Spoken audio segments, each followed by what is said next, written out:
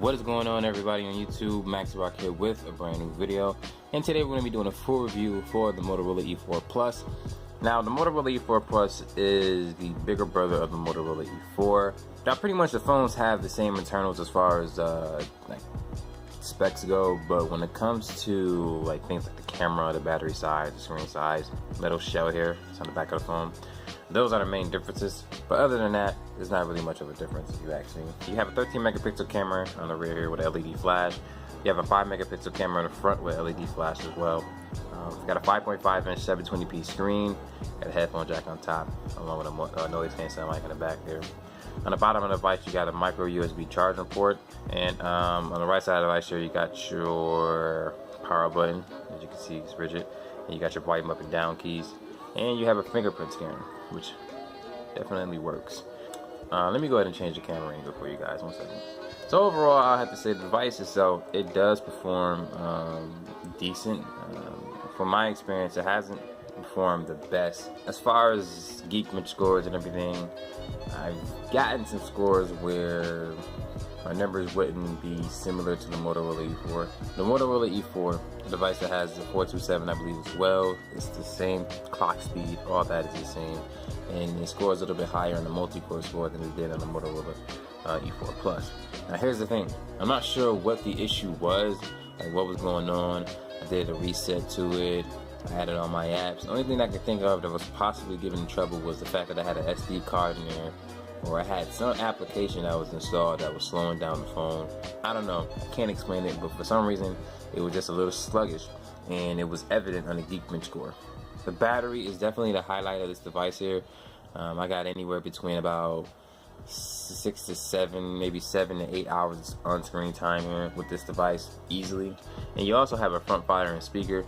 Now with devices that have front firing speakers is always a plus in my book, because I'd rather have the audio, you know, shooting directly at me, pause, sound crazy, than for me to possibly cover it up by holding the back of the phone, or have it on the bottom here. Now the bottom is better than the back, but the top or the front of the phone is better than the bottom. Screen itself, as far as screen quality, it is a 720p HD screen here. Now you can see I don't have any of my applications installed in this device here any longer. I'm getting ready to sell this phone, and it's because I don't necessarily have a need for it.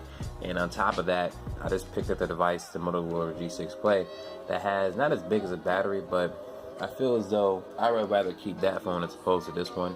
And with the phone not performing, the Motorola E4 Plus here, not performing the way I think it should be on a consistent basis with the applications that I have on all my Android phones, I feel as though it's better to just let it go. So why not? The screen quality, yeah, it's 720p screen, but if the 720p screen is 5.5 inches, so I would guess that it's around 260 for the pixel density. And the screen itself, it is pretty good. It's a decent quality screen. You're not going to be upset about it. Now, one thing that I've noticed here about a lot of Motorola devices is that the screens themselves don't get really bright in sunlight, so you may have an issue with that if you're outside with the device here. Now, as far as connectivity here, I was able to get this device unlocked, and I was using it on Crooked Wireless here, and everything works seamlessly. You may have to do something with the APNs because I wasn't able to make phone calls or anything like that, so I had to manually you know, add an APN so that I can actually make phone calls and whatnot, you know, typical things you have to do when a device isn't, you know, necessarily designed to work on another carrier. And as you can see, I definitely got some blemishes here in this device.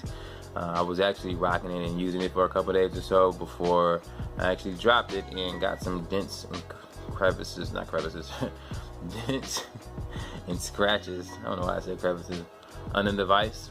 And you know, just add a couple beauty marks, that's it, just a couple of them. And I also had a micro SD card in here, and it was a 32 gigabyte card, and you were able to actually adopt it as internal storage, which is always a plus in my book here. Yeah, the camera itself, it's not a bad camera. It takes decent shots, decent video as well. Just don't expect too much here. It gets the job done, basically what I'm saying. It gets the job done. If you would like to see some test shots, photos, and videos with the camera here, go ahead and watch my Motorola E4 Plus camera video. Tell me what you think. So fingerprint scanner, you know how it typically works here. you can actually set up the one button navigation. I will go over here, but I got other videos where I talk about it. Basically, with the one button navigation, you can use the fingerprint scanner as a home button, a back key, and a multitasking key, which is kind of useful here. But as of right now, you see I got the home buttons, well, the navigation keys on the actual screen here, the home, back, and multitasking button. And obviously this is a Verizon model here. Now, one thing I can say about this device here is that surprisingly, with it having such a big battery and it having a 5.5 inch screen here, in my opinion, it's not that much of a, it's not really a hefty, or not hefty, it's not really a heavy phone. So if you're one of those people who really care about how much a device weighs in your hand, then this is one of those phones where you may not have a problem with it. And if you need a phone with a huge battery in it, this is a good option as well. The device itself is running Android 7.1.1 with security patch, I believe, from May 2018 here. So it has been getting updates as far as security patches, but we are in June now. So, you know, a month behind. You know, not really much to complain about. Running Android 7.1.1, and with the software performance here on devices, will be the last thing I go over here. With the software performance, with the skin that Motorola put on top of the device here, like you know how everyone says here, it's not really much of a skin per se, but what it is it's a light skin from Motorola, where you can actually, you know, get almost a nougat experience here, where you get the slide up notification drawer. You know, your little things when you hold the buttons on the applications, you know, the Google apps. You get the option to just go straight to something as opposed to clicking the application open and then going to it. It has a few enhancement features where you can, you know, use the Motorola adaptive display. It's almost like a always on screen, but it's not really always on. It's kind of weird, like it's more like a motion detection thing. Maybe I'll pick the device back up in the future, but I am going to be selling it here to let you guys know.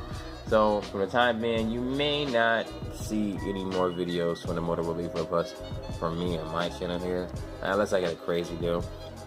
But be sure to like the video if you haven't liked it already.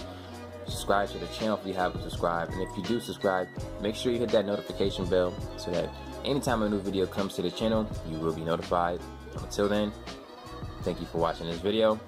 As you know, my name is Max Rock, and you have a good day. Deuces.